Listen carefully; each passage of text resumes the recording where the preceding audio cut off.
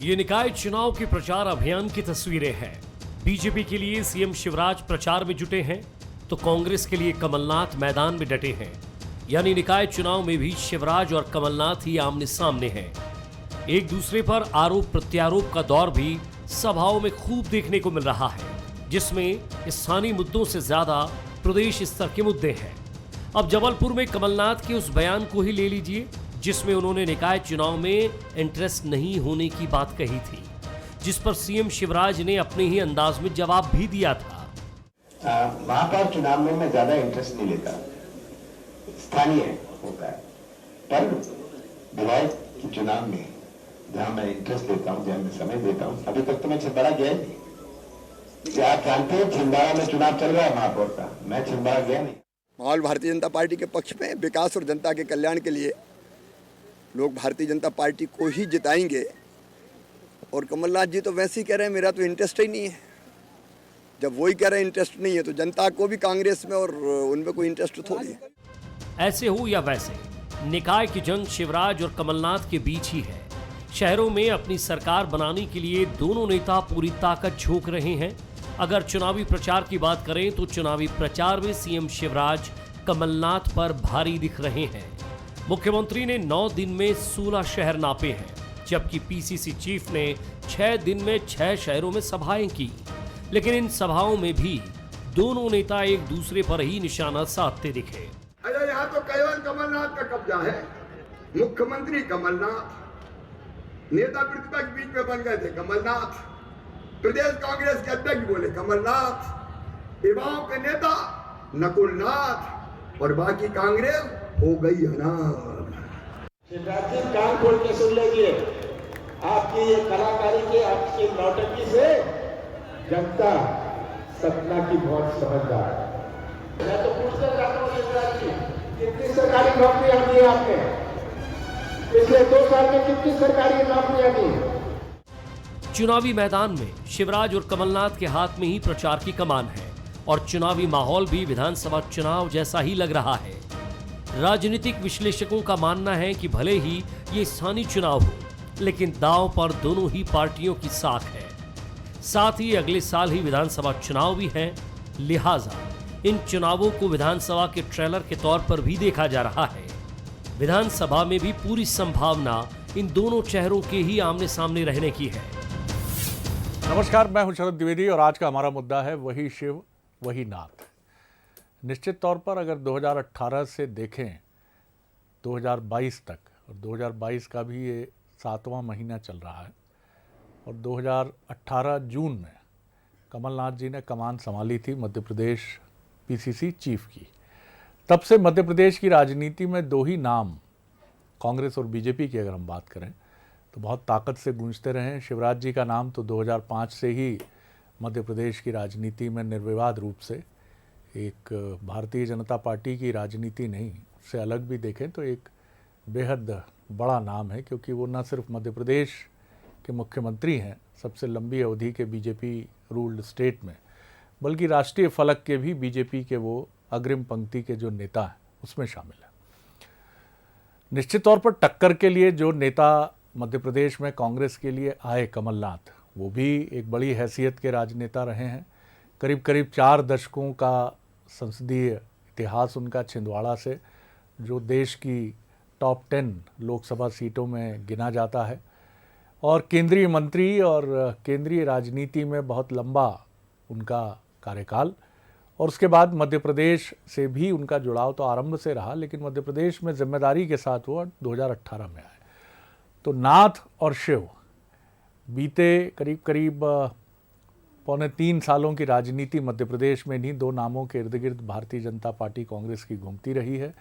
और ये निकाय का चुनाव भी कोई भी नेता हो, चाहे वो बीजेपी का हो तो वो कमलनाथ जी का नाम ज़रूर लेता है, और कांग्रेस का हो तो वो शिवराज जी का नाम ज़रूर लेता है। और दोनों ही नेता अपनी अपनी ताकत और शक्ति, कमलनाथ जी भले ही ये कहें कि उनका इंटरेस्ट बहुत अधिक नहीं है, लेकिन जिस तरह का इंटरेस्ट वो शो कर रहे हैं वो मुझे लगता है कि विधानसभा चुनाव से कम नहीं है। शिवराज जी तो हमेशा चुनावी मोड पर रहते हैं और उनका अंदाज़, उनकी शैली आप देखते हैं, कहीं कोई कोताही नहीं, पूरा परफेक्ट होमवर्क करके वो मैदान में उतरते हैं। तो टक्कर काफ़ी दिलचस्प है। लेकिन स्थानीय निकायों का चुनाव, स्थानीय प्रत्याशी और स्थानीय मुद्दों की प्रमुखता का भी चुनाव होता है, और इसमें दोनों ही पार्टियों के कार्यकर्ताओं की और स्थानीय नेताओं की सक्रियता भी बहुत काम भी आती है और गुल भी खिलाती है। गुल पॉजिटिव भी खिलाती है और गुल नेगेटिव भी खिलाती है। अब ये गुल कैसे खिलते हैं, सकारात्मक या नकारात्मक, कार्यकर्ता की शक्ति कितनी लगती है, ये तो नतीजे आपको हमको बता ही देंगे। 20 जुलाई तक मंजर नतीजों का भी साफ हो जाएगा, तब आप और हम अलग बात करेंगे। लेकिन आज फ़िलहाल जब ये परवान चढ़ रहा है धीरे धीरे निकाय चुनाव, अब उस पर किस तरह से दोनों दल आगे बढ़ रहे हैं और क्या दृष्टि, सोच और मुद्दे हैं, या व्यक्तित्व पर ही केंद्रित है चुनाव, इस पर हम बात करेंगे। जो मेहमान हमारे साथ हैं उनसे मिल लीजिए। हमारे साथ हैं दिनेश गुप्ता जी, वरिष्ठ पत्रकार, राजनीतिक विश्लेषक। बहुत स्वागत करता हूं दिनेश जी। हमारे साथ हैं डॉक्टर हितेश वाजपेयी, जो बीजेपी की निकाय चुनाव संबंधी एक कमेटी के, अहम कमेटी के मेंबर भी हैं, नागरिक आपूर्ति निगम के पूर्व चेयरपर्सन भी। बहुत स्वागत है डॉक्टर साहब। योगेश यादव जी हैं, कांग्रेस के वरिष्ठ नेता, सेवा दल के पूर्व प्रदेश अध्यक्ष और लेखक भी, उनका भी मैं बहुत स्वागत करता हूं। दिनेश जी, किस तरह देखते हैं आप व्यक्तित्व पर आधारित चुनाव? एक बार फिर हम देख रहे हैं शिव और कमलनाथ जी, शिवराज जी और कमलनाथ जी, दोनों का ही नाम चुनाव प्रचार के परिदृश्य पर उभर भी खूब ताकत से रहा है, गूंज भी रहा है। किस तरह देखते हैं आप चुनाव? मुख्यमंत्री का चेहरा हमेशा, कोई भी चुनाव हो, कोई हमेशा दांव पर होता है। और आप जो है, जब से ये चेहरों की राजनीति हुई है, तो विपक्ष में कौन है ये भी एक चेहरा कहीं ना कहीं तलाश किया जाता है। तो स्वाभाविक तौर पर जो पार्टी अध्यक्ष होता है विपक्षी का, तो वो भी सामने आ जाता है। तो अभी आप देख रहे हैं कि 2018 से और 22 तक का जो आप जिक्र कर रहे थे, तो कमलनाथ जी ही सभी जगह दिखाई दे रहे हैं। और जो विधानसभा चुनाव से लेकर अब तक के जो भी नतीजे हुए, हर जगह हमने देखा था, उपचुनावों में भी कमलनाथ और शिवराज जी ही आमने सामने थे। लेकिन ये जो नगरीय निकाय के चुनाव हैं, इस मायने में थोड़ा सा अलग हैं, क्योंकि कांग्रेस पहली बार आप देखेंगे ना कि पूरी जो है अपनी मेहनत या पूरे उस पर जो है प्रचार में जुटी हुई है। सामान्यतः जैसा अभी कमलनाथ जी ने भी जिक्र किया कि वो इंटरेस्ट नहीं लेते, सही है, उन्होंने कभी किसी नगरीय निकाय के चुनाव में, अभी इस चुनाव से पहले कभी प्रचार नहीं किया, क्योंकि इस चुनाव को यदि उन्होंने लूज छोड़ दिया या इसमें जो एंटी इनकम्बेंसी जो कैश करा सकती है कांग्रेस, उसको नहीं कराई, तो फिर 2023 में बड़ा मुश्किल होगा। फिर वो कमलनाथ जी के का जो चेहरा है वो शिवराज जी के मुकाबले ठहर नहीं पाएगा। तो अपने चेहरे को बनाए रखने के लिए भी कांग्रेस जो है ग्राउंड पर वर्क करी, और जगह जगह उनको चुनावी सभाएं भी लेनी पड़ रही हैं और मुद्दों को भी लोगों के सामने रखना पड़ रहा है। डॉक्टर हितेश वाजपेयी, देखिए शरद जी, मैं तो आपकी सारी बातें फिर आज मान लूँगा इसलिए मान लूँगा कि साहब हमारे लगातार चुनाव है और लगातार हमको जीतना है, लगातार हमारी सरकार है और हमें बनाना है। तो हमारे लिए तो बहुत ज़रूरी है कि हमको काम करना है, क्योंकि इसका हमारे पास कोई विकल्प नहीं है। देखिए साहब, क्या है कि यदि सड़कें ख़राब रहेंगी या बिजली की दिक्कत रहेगी, पानी की दिक्कत रहेगी, तो कोई हमें वोट क्यों देगा? और हम तो कहते हैं हमको इसी पर ही वोट चाहिए शरद जी। तो स्वाभाविक है हमने किसको चुना। हमारे पास अभी 2 साल आने वाले समय में नगरों को काम करने का और समय है, क्योंकि फिर विधानसभा चुनाव हो जाएंगे। तो हम न केवल नगर सरकार बनाएंगे 16 नगर निगम में और नगर पालिकाओं में, बल्कि एक बड़ा बजट उतार कर, जिसकी बार बार बात शिवराज जी करते हैं, और बहुत सारी राशि तो मुझे भी पता है कि क्या तय हुई है, मैं उसमें अभी नहीं जाना चाहता चूँकि आचार संहिता भी लगी हुई है।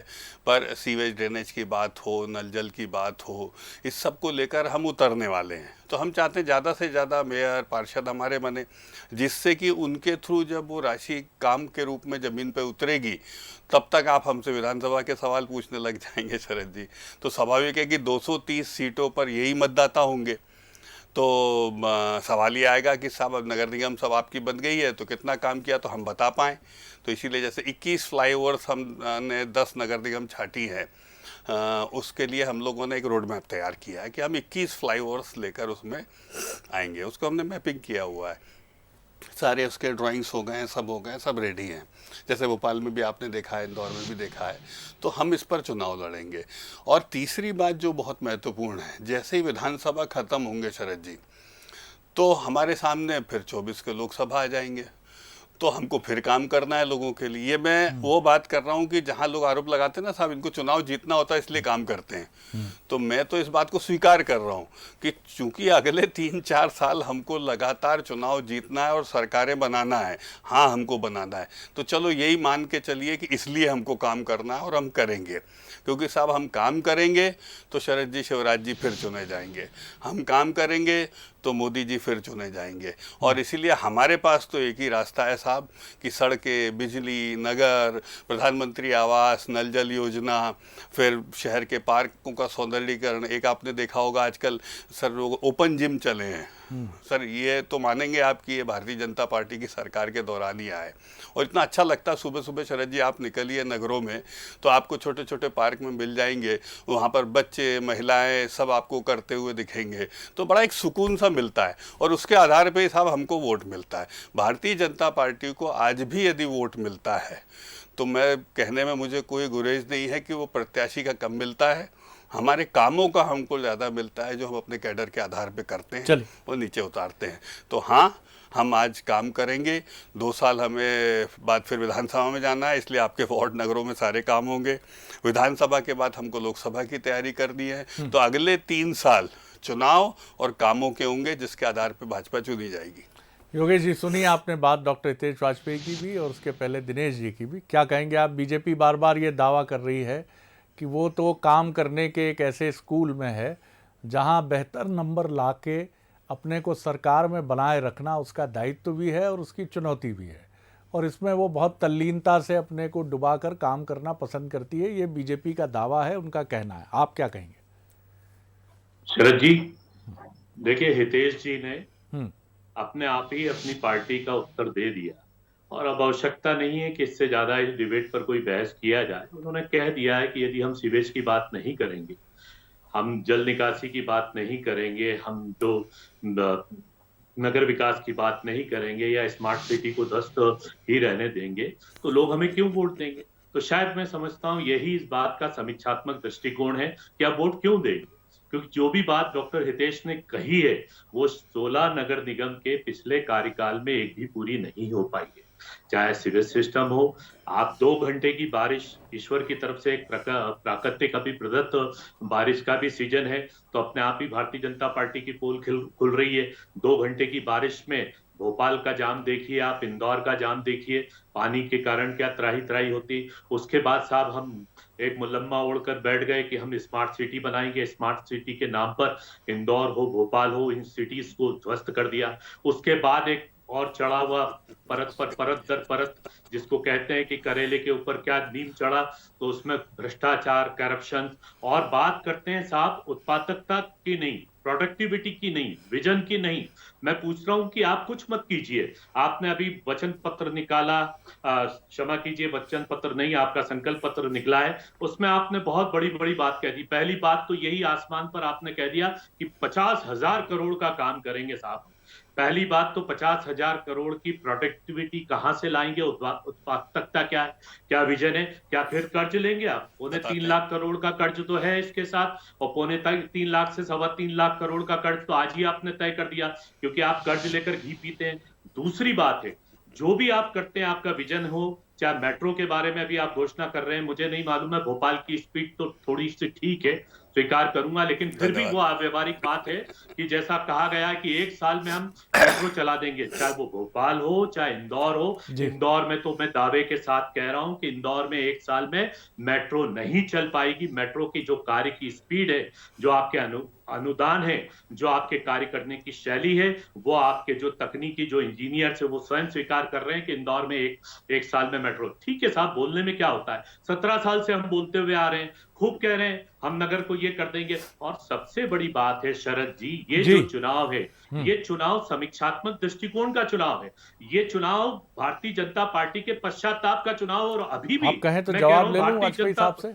जी सर, मेरी पूरी सी बात आप कर लीजिए। हाँ सर, मेरी बात यह है सर कि हमें तो 16-17 साल का हिसाब चाहिए, हमें 16 नगर निगम का हिसाब चाहिए, हमें उसके विकास उन्मुखी योजनाओं के बारे में बताना है कि वो जो शहर बद से बदतर हुए। चलिए आप नंबर 1 की बात इंदौर की कहते हैं, तो आज जो जल समस्या इंदौर के अंदर उत्पन्न होने जा रही है वो एक अभी ऐसी दूसरे राउंड में भी रखिए आप ये सारे विषय। ठीक है सर जी, नहीं, दूसरे ठीक है राउंड सर। में भी आप रखिए, पूरे विस्तार से अपनी बात कहिए, संक्षेप में डॉक्टर बिल्कुल वाजपेयी बिल्कुल मैं जी। 10 सेकंड में बोलना चाहूँगा, क्योंकि इन्होंने कहा देखिए पहले में तो मैंने अपनी नीति बताई और मैं हमेशा आंकड़े से ही बात करना पसंद करता हूँ। शरद जी जैसे नर्मदा जल को पहुँचाया, भोपाल के सभी वार्डों में हो गया है।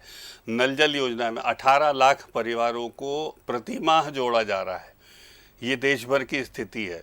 बुरहानपुर जैसे शहर 100% पूरा कर चुके हैं। तो MR10, MR11, इंदौर का खूबसूरत बस स्टैंड, ये इंदौर के चूँकि नगर में बैठे हैं तो इसलिए मैंने कहा बता दें। फिर outer ring road, inner ring road, जो देखिए साहब क्या है कि केवल बोलने से, फिर आप MY हॉस्पिटल की सुपर स्पेशलिटी विंग एक बार सर आप शरद जी जरूर देखिएगा जाके। तो ऐसा नहीं है सर, स्वच्छता में नंबर 1 आएगा, स्वीकार कर रहे हैं। भोपाल की मेट्रो आप स्वीकार कर रहे हो। एक छोटा सा सर आपका जहाँ बैठे शरद जी, दिनेश जी, उससे 1.5 किलोमीटर के दूर पे एक हबीबगंज का अंडरपास है, बहुत छोटी सी, बरसों तक सर हमने देखा उसमें पूरा आदमी समा जाता था, जरा सी बारिश होती थी, आप लोगों को भी ध्यान होगा दोनों को सर। उसमें बाजू में दूसरा रास्ता बना दिया गया सो दैट वाटर लॉगिंग ना हो। तो ये सर कंसर्न था ना, इसीलिए बनाया गया ना। 3 फ्लाईओवर, सावरकर सेतु को ले लीजिए, कमलापति से खूब काम हो रहा है बनाने का। तो मुझे लगता है हिसाब जनता को लेने दीजिए। आप देखिए हमारे 15 मिनट के डिस्कोर्स में शरद जी, यदि मैं कोई विजन जनता के सामने नहीं रखूं, मतदाता वो है, कांग्रेस कुछ नहीं रख रही, बोले हम तो इनसे हिसाब लेंगे। तो ये क्या है, ये चुनाव का टॉपिक हुआ कि आपको लोग इसलिए चुने कि आप हिसाब लो, भाई जनता हिसाब लेगी। योगेश जी बोलिए जी।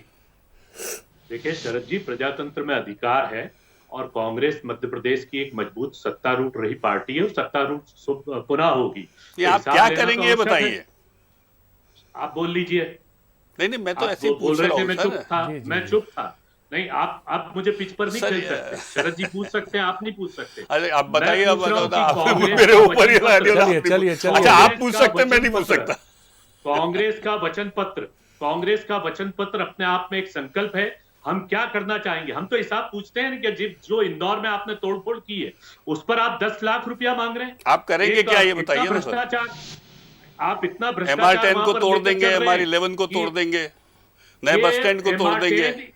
MR10 को तोड़ने की बातचीत नहीं है। आपका विजन क्या है? आप 50,000 करोड़ की जो तो MR22 बनाएंगे, क्या करेंगे आप? 50,000 करोड़ की जो घोषणा लेकर चल रहे हैं, ये फुगावे की दुनिया। आप बता नहीं पा रहे हैं आप क्या क्या करेंगे, इंदौर को क्या देंगे? अरे बाप रे, हम क्या करेंगे, क्या देंगे बताइए। हम तो अपने बल पर, आप MR10 की सरकारी योजना जिसमें भ्रष्टाचार हुआ है, अरे भाई आप क्या करेंगे? MR22 बनाएंगे, 23 बनाएंगे, 61 बनाएंगे, क्या करेंगे? संजय शुक्ला आपको इतना अवसर दे रहा हूँ, संजय शुक्ला जी को छोड़िए, आप क्या बनाएंगे? 4 फ्लाईओवर। चलिए मैं एक बार दिनेश जी की तरफ आता हूँ। कोई तैयारी नहीं है जी। 4 फ्लाईओवर कांग्रेस अपनी तरफ से बना कर देगी। कांग्रेस बना के देगी फ्लाईओवर? कांग्रेस बना के देगी। कौन से बनाएंगे? अच्छा कहाँ से कहाँ तक बनाएंगे बताइए। अरे हम बोल रहे हैं आपको, कौन से 4 फ्लाईओवर बताइए ना। आप 6 बोल दीजिए बोलने के लिए, कौन से 4 बनाएंगे? तो आप बोल दीजिए 50,000 करोड़, 50 लाख करोड़ बोल दीजिए। आपको आप बोल दीजिए कि 6 महीने में आप मेट्रो चालू कर देंगे। योगेश जी मैं लौटता हूँ आपकी तरफ, मैं लौटता हूँ और हम जी मैं बात करता हूँ आपकी तरफ लौटता हूँ, अभी लौटता हूँ। 6 महीने में मेट्रो चालू कर दीजिए ना दिनेश जी। में मेट्रो चालू कर दें। आप 4 फ्लाईओवर सोच के रखिए कौन से बनाएंगे। चलिए दिनेश जी मुझे ये समझाइए, आप बता दीजिएगा, आप अपने बता दीजिए। ये हमने विषय पहले भी इस पर चर्चा की है कि बीजेपी के लिए अगर आप बात करें कि बीजेपी के पास निश्चित तौर पर चुनाव लड़ने की एक बड़ी ताकतवर मशीनरी है उसके पास, और कांग्रेस जाहिर तौर पर ये खुद बात कमलनाथ जी भी स्वीकारते हैं। लेकिन इसके साथ क्या आपको ये लगता है कि बीजेपी के जो समर्थन समूह से जुड़े मतदाता हैं उनके भीतर ये भी एक भाव है, जिस तरह से अब पूरी दुनिया, एक ग्लोबल विलेज की बात तो आज से 3 दशक पहले भी होती थी, लेकिन आज की डिजिटल स्मार्टफोन और टेलीविज़न की जो दुनिया है उसने इन लोकल, नेशनल और ग्लोबल मुद्दों का एक बिल्कुल सबको आपस में मिलाया भी है कहीं ना कहीं। क्या आपको लगता है कि ये चीज़ भी इन चुनाव में आप इसको रूल आउट नहीं कर सकते कि प्योरली ये इलेक्शन जो है ये सड़क, बिजली, पानी और स्थानीय निकाय से जुड़े मुद्दों पर होगा? राष्ट्रीय मुद्दे जो इस समय फलक पर हैं वो सारे मुद्दे भी इस चुनाव में मतदाता को कहीं ना कहीं प्रभावित कर सकते हैं या करेंगे? शरद जी, जैसे ही हम किसी व्यक्ति का चेहरा आगे रखते हैं तो बहुत सारे मुद्दे पीछे छूट जाते हैं। फिर जो जनता के मुद्दे हैं जिनसे कंसर्न होता है, हम उन पर बात ही नहीं करते कि जनता क्या चाहती है। खासकर जब आप नगरीय निकाय जैसा चुनाव हो, एक वार्ड का चुनाव हो, मोहल्ले का चुनाव हो, तो आप मुद्दे को किसी एक मुद्दे को सामने नहीं रख सकते कि हम केवल इस मुद्दे पर चुनाव लड़ रहे हैं।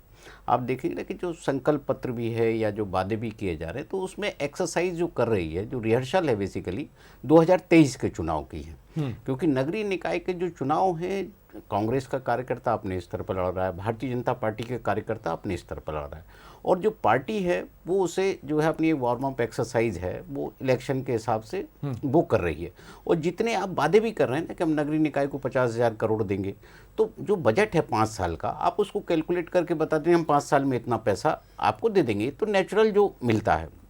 क्योंकि केवल ये 16 नगरीय निकाय नहीं है, आप 400 नगर पंचायत और नगर पालिका भी तो है ना जिनके लिए ये पैसा शामिल है। और उनके लिए जब पैसा चाहिए तो आपको सीवेज की भी बात होती है, पेयजल की भी बात है। यही समस्या तो है। यदि अवैध कॉलोनियों का विषय है तो वो विषय है, अभी तक शॉर्ट आउट वो हुआ नहीं है। तो जो जनता के मुद्दे हैं, जनता अपने मुद्दों के साथ आज भी खड़ी है। वो वार्ड के पार्षद की तरफ देख रही है जो कैंडिडेट है कि वो उसके मुद्दे को कितना अटेंड करता है, उसका कॉल लेता है कि नहीं लेता, अन्यथा वो विपक्ष की तरफ चली जाएगी। तो ये जो एक्सरसाइज है वो केवल वोटों को अपने जो है कितने भारतीय जनता पार्टी अपने बांध के रखती है, या जो 15 महीने का जो कांग्रेस का कार्यकाल है जहाँ फिर एक कमलनाथ का चेहरा आ जाता है, उनके कमिटमेंट आ जाते हैं। तो एक कैंडिडेट अपने दम पर, कमलनाथ का चेहरा उसके सामने, एक रणनीति है। क्या बहुत सारे आपने इसके पहले भी ऐसा कोई सिविक बॉडी इलेक्शन देखा है जिसमें मुख्यमंत्री या नेता प्रतिपक्ष इस तरह से पसीना बहाते आपने देखे हों मध्य प्रदेश के इतिहास में? देखिए, शिवराज जी तो हर इलेक्शन में आपको दिख जाएंगे मुख्यमंत्री के तौर पे, लेकिन जब आप कांग्रेस पे जाएंगे तो दिग्विजय सिंह जी ने तो फ्री फॉर ऑल कर दिया था इलेक्शन। क्योंकि कांग्रेस में कैंडिडेट तय करना वार्ड लेवल पे बहुत मुश्किल होता है। और आज यदि कांग्रेस इस मुकाम पर है तो वो केवल इसीलिए कि उसने जो है नगरीय निकाय हो, पंचायत हो, इससे अपना कोई कंसर्न रखा नहीं। वो केवल विधानसभा लोकसभा चुनाव के लिए पार्टी बनी हुई थी। पहली बार ऐसा हो रहा है कि दोनों राजनीतिक दल, वो भी यदि 23 का इलेक्शन नहीं होता, ये इलेक्शन यदि 2019 या 20 में होता तो शायद दोनों इतनी तरह से आमने सामने नहीं दिखाई देते। चलिए डॉक्टर वाजपेयी, बहुत संक्षेप में, कम वक्त में। मैं बिल्कुल यही कहना चाहता था दिनेश जी। देखिए, हम तो तैयारी कर रहे हैं, हमको 23 में जवाब देना है साहब। तो कैसे देना है, मैं अगेन आपको एक खंडवा का उदाहरण लेता हूँ, क्योंकि नागरा साहब कई बार बैठते हैं। सर, उन्होंने कहा था अभी लास्ट स्पीच में सीएम साहब ने पूरी अपनी योजना को रखा कि सबसे करीब है खंडवा नर्मदा जल के, तो किस प्रकार से वो जल वहाँ तक पहुँच सकता है, उसकी पूरी कार्य योजना जो 150-200 करोड़ की है उसको स्वीकृत करके और उसको किया जा रहा है। दूसरा मैं आपको पॉइंट बताऊँ, थर्मल पावर के 2 प्लांट हैं वहाँ पे खंडवा। तो एक बड़ी मांग वहाँ से आती है कि वहाँ पर जो थर्मल ऐश निकलती है सर इन पावर पर, उस पर बेस्ड क्या इंडस्ट्रीज हो सकती है। तो इसको लेकर सीएम साहब की एक कल्पना है कि वहाँ पर अगले पड़ाव में हम इंदौर करके इंडस्ट्रियल मीट चले जाते हैं, तो क्यों ना हम वहाँ पर करें, जिससे कि वहाँ पर जो उपलब्ध संसाधन है उसको लेकर क्या कुछ उद्योग आ सकते हैं। क्योंकि हम जब ये करेंगे शरद जी, तो आप अगले साल दिसंबर में पूछोगे ना बैठ के हमसे कि भाई आपको 2 साल मिले थे, आपने क्या किया, आपको 3 साल मिले थे कमलनाथ जी ने, तो हमको क्या, हम दिग्विजय सिंह के 10 साल, 15 साल कमलनाथ जी के, 15 महीने सॉरी, तो ये जोड़कर हम बाकी अपना बताएंगे। तो सर उसके बाद ही तो हिसाब होगा ना सर, जनता करेगी। बताइएगा, वक्त कम है मेरे पास जी। मैं दिनेश गुप्ता जी की इस बात का बिल्कुल समर्थन करता हूँ। ये शिवराज सिंह जी का चौहान का चुनाव नहीं है। मैं स्वयं पार्षद से जीतकर नगर पालिका अध्यक्ष बना था, तो ये अपनी अकाउंटेबिलिटी व्यक्ति की लीडरशिप पर निर्भर करती है। और उसी के बाद दूसरी बार फिर कांग्रेस जीती या फिर तीसरी बार कांग्रेस जीती, तो उसका मूल कारण था आपकी लोकल लीडरशिप क्या है। आज भारतीय जनता पार्टी की लोकल लीडरशिप में वो अपने आप में कमजोर इसलिए साबित हो रही है कि पंचायत के चुनाव में परिणाम आ चुके हैं। 2 चरणों के चुनाव में भारतीय जनता पार्टी ने बहुत मुंह की तरह खाई है। आपका विजन क्या, आप क्या करोगे? कमलनाथ जी 5,000 करोड़ का काम कराएंगे कि 10 का कराएंगे? कुछ बोलना ही नहीं, केवल बीजेपी ये नहीं, बीजेपी ये नहीं। सर जी कैसी योगेश जी, अपने विजन पर भी रोशनी डाल दीजिए, आप बता दीजिए क्या करने वाले हैं जी। फ्लाईओवर के स्मार्ट सिटी के मामले में स्वास्थ्य के संदर्भ में हमारी निजी स्कॉलरशिप योजना रहेगी। शिक्षा के मामले में हम दिल्ली से अच्छा मॉडल मध्य प्रदेश में क्या दोगे करेंगे।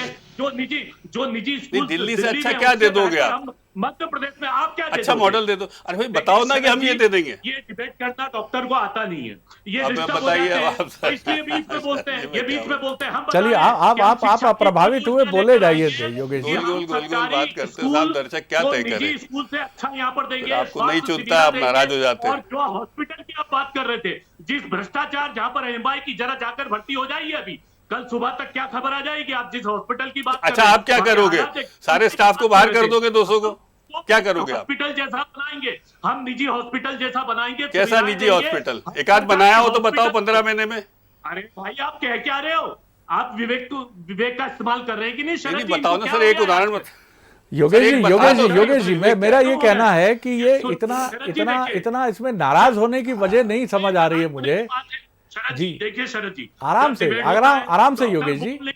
डॉक्टर नहीं बोल पाते, मैं इनको सुनता हूं क्योंकि ये बकवास करते हैं। और नहीं देखिए ऐसी भाषा का प्रयोग हम ना करें योगेश जी, आप बहुत सुसंस्कृत राजनेता हैं, ऐसी भाषा का प्रयोग हम ना करें। तो ये डॉक्टर की कायदा है। आप ये एमवाई के बारे में क्या पूछ रहे हैं? आप एमवाई में जाकर, सर मैं MR10 का उदाहरण दे रहा हूँ, 11 का दे रहा हूँ, बस स्टैंड का दे रहा हूँ, हबीबगंज का दे रहा हूँ, सावरकर सेतु का दे रहा हूँ, कमलापति का, आप एक नहीं बता रहे हो। MR10 जनता की, इंदौर की पत्रकारिता की उपलब्धि है, इलेक्ट्रॉनिक मीडिया की उपलब्धि है, भारतीय जनता पार्टी की उपलब्धि नहीं है।